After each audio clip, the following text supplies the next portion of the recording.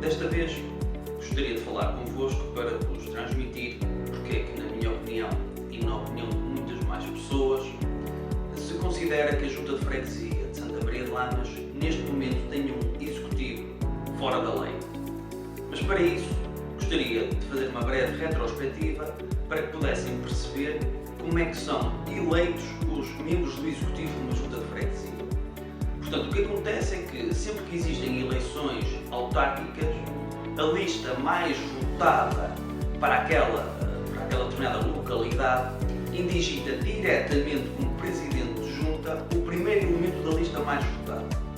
O que acontece é que, posteriormente, esse primeiro elemento dessa lista mais votada tem de constituir um executivo, que no caso da Junta de Freguesia de Santa Maria de Lamas são apenas 3 elementos, portanto o Presidente mais 2 elementos.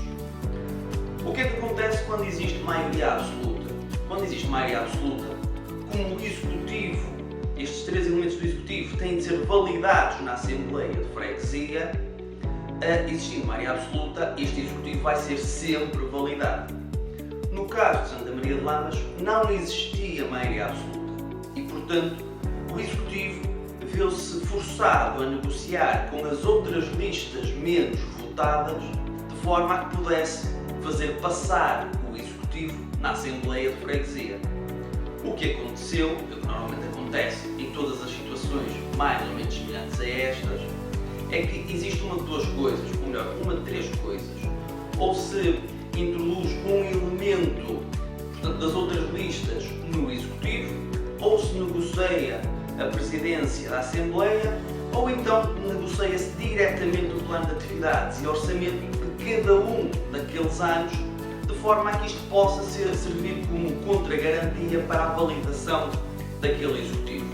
No caso de Santa Maria de Lamas, conseguiu-se validar o Executivo através da passagem da presidência da Assembleia para outro elemento de outra lista menos votada e também negociando-se diretamente em cada ano o plano de atividades e orçamento. Até aqui, tudo bem, é a democracia a funcionar nos seus trâmites normais.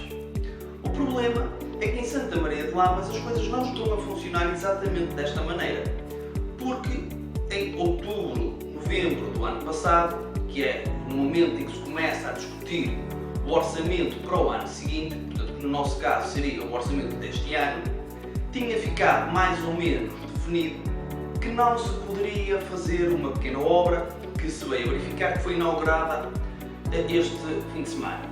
Não falo do parque infantil, falo da lápide em homenagem aos antigos combatentes do ultramar. É importante que se diga desde logo que não está aqui em causa a memória, a valentia, a dignidade e o respeito que essas pessoas nos merecem. Não é isso que está de facto em causa. O que aqui está em causa foi a forma como tudo isto foi feito e o desrespeito pelas instituições que se veio verificar. Porque, como eu estava a dizer, na altura em que se estava a discutir o orçamento que iria permitir ou não a realização desta obra, chegou-se à conclusão que a Junta de Freguesia não tinha condições financeiras, por culpa deste próprio Executivo, para executar esta obra. E como não tinha essas condições, os elementos de toda a Assembleia disseram que essa obra não era para avançar. Ora, para nosso espanto, para a nossa estupefacção, viemos a verificar que agora, afinal, a lápide foi inaugurada, com alguma pompa e até com alguma circunstância, contra tudo aquilo que estava previsto.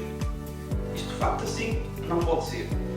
O Executivo da Junta de Freguesia de Santa Maria de Lamas violou a democracia, desrespeitou as instituições existentes e desrespeitou o voto de muitos e muitos lamacenses.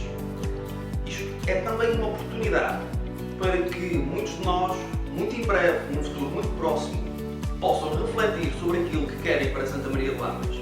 Se querem um Executivo que está constantemente fora da lei, ou se querem um Executivo que possa fazer de facto a nossa freguesia prosperar num futuro mais promissor. Pensem nisso.